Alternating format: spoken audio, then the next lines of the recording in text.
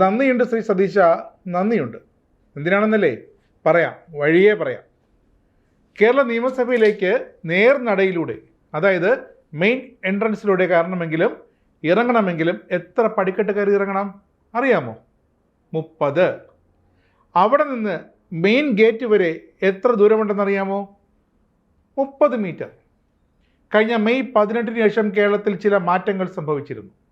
ചിലരെയൊക്കെ ജനം വീട്ടിലിരുത്തി, ചിലർ ജനം സ്റ്റേറ്റ് കാറിൽ കയറ്റിയിരുത്തി.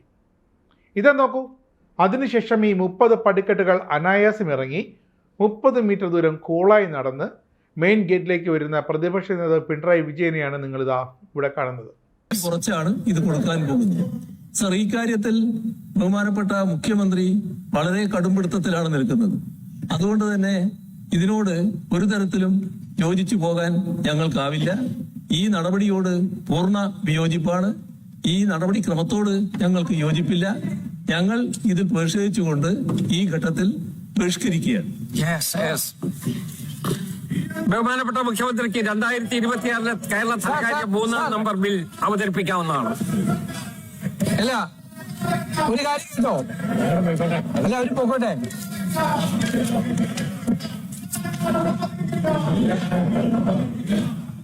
അവിടെയാണ്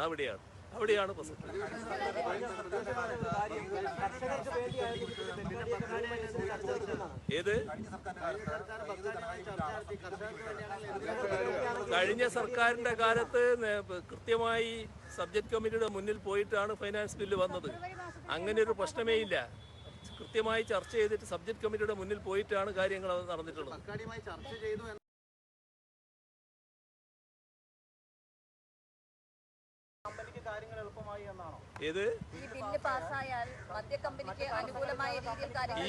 ഈ ബില്ല് ഇങ്ങനെ പാസ്സാക്കി എടുത്താൽ നിയമപരമായിട്ട് അവർക്കൊരു അവകാശം കൊടുക്കലാണ്. അതിന്റെ ഭാഗമായിട്ട് നടപടികൾ സ്വീകരിക്കുന്നതിന്. എന്നാൽ അവർക്ക് അവകാശം കൊടുക്കുന്നതിനേക്കാളും ഇവർക്ക് താല്പര്യമാണല്ലോ ഇത് നടപ്പാക്കാൻ. അതുകൊണ്ടാണല്ലോ ഇത്ര വാശിയോടെ നടപ്പാക്കാൻ പുറപ്പെടുന്നത്. ഈ പിണറായി വിജയനാണ് ഒറ്റ നിലയുള്ള വീടിൻ്റെ മുകളിലത്തെ നിലയിലേക്ക് പോകാൻ 30 ലക്ഷം രൂപ മുടക്കി ലിഫ്റ്റ് വെച്ചത്. അതുപോട്ടെ, ആരോഗ്യ കരുതലിനായി നീന്തൽക്കുളമുണ്ടാക്കിയ കെ കരുണാകരൻ എന്ന മുഖ്യമന്ത്രി ഉണ്ടായിരുന്ന നാടാണിത്. എന്നാൽ ഈ പിണറായി വിജയനാണ് കേരള യാത്രക്കിടെ, നവകേരള യാത്രക്കിടെ ബസ്സിൻ്റെ ഒരു സ്റ്റെപ്പ് ഇറങ്ങാൻ കഴിയില്ല എന്ന് വാശി പിടിച്ച് 10 ലക്ഷം രൂപ മുടക്കിയ ബസ്സിന് ലിഫ്റ്റ് വെച്ചത്. അത് ഉപകാരം കഴിഞ്ഞപ്പോൾ, ഉദ്ദേശം കഴിഞ്ഞപ്പോൾ ഇളക്കി മാറ്റുകയും ചെയ്തു.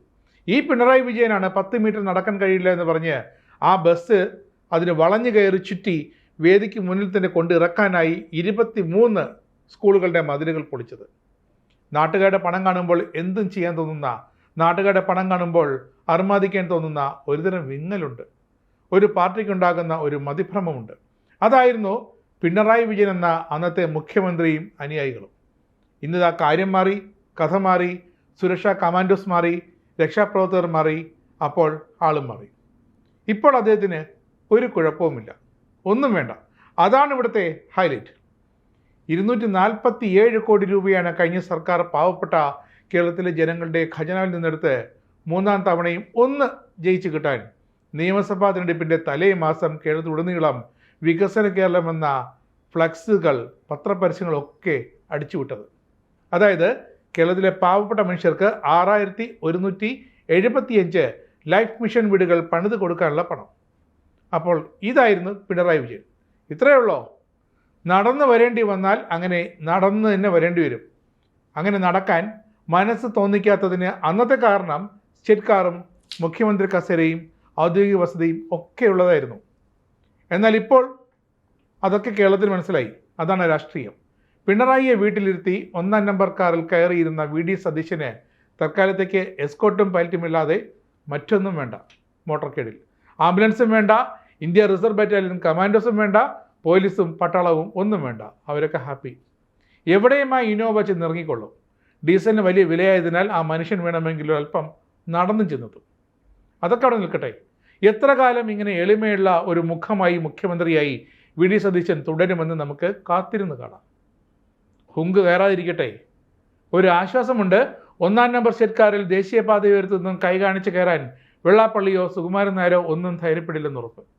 എന്തായാലും പിണറായി വിജയൻ എന്ന ആ മനുഷ്യനെ ഒരു 30 മീറ്ററെങ്കിലും പടിയിറങ്ങാൻ, പിന്നീട് അങ്ങോട്ട് ഒരു 30 മീറ്ററെങ്കിലും ഒന്ന് കൈയും കാലും വീശി നടക്കാൻ തക്ക പ്രാപ്തരാക്കിയില്ലേ? അതിനാണ് നന്ദിയുണ്ട് ശ്രീ സതീശ, നന്ദിയുണ്ട്.